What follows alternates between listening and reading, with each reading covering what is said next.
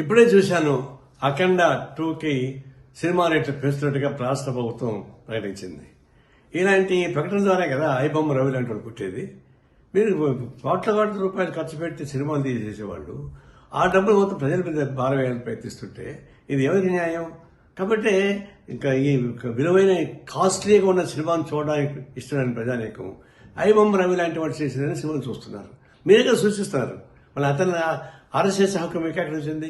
ఈ ప్రభుత్వానికి నైతిక హక్కు లేదు. ఐబొమ్మ లాంటి వాళ్ళని అరెస్ట్ చేసే నైతిక హక్కు మీకు లేదు. ఎందుకంటే మీరే సృష్టిస్తున్నారు అట్లాంటి వాళ్ళని. ఇప్పుడు ఆయన జైలు పెట్టి ఇంకా చాలా మంది వస్తారు.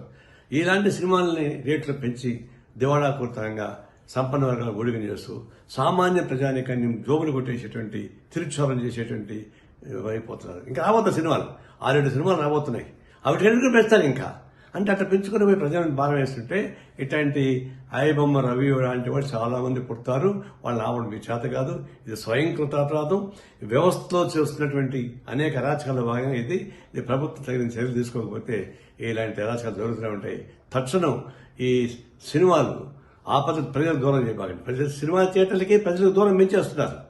సినిమా థియేటర్లు 100 రోజులు 50 రోజులు ఆడుతూ ఉంటే జనం చూస్తారు. సామాన్య ప్రజలకు మీరు 3 రోజులు మొత్తం డబ్బులు వాడుకున్న తర్వాత అది ఎవరు చూస్తారు? అంటే సినిమా థియేటర్లకి ప్రజానీకానికి దూరం చేస్తున్నారు. కళావంతులకి ప్రజలకు దూరం చేస్తున్నారు. ఇది అత్యంత ప్రమాదకరమైన ధోరణి. ఇలాంటి విలాసవంతమైన సినిమాలు తీసి వాళ్ళు నష్టం అవుతున్న భయంతో ప్రజల మీద భారం వేస్తే ఇది ప్రజలు ఊరికే ప్రసక్తి లేదు. మేము తీవ్రంగా ఖండిస్తున్నాం.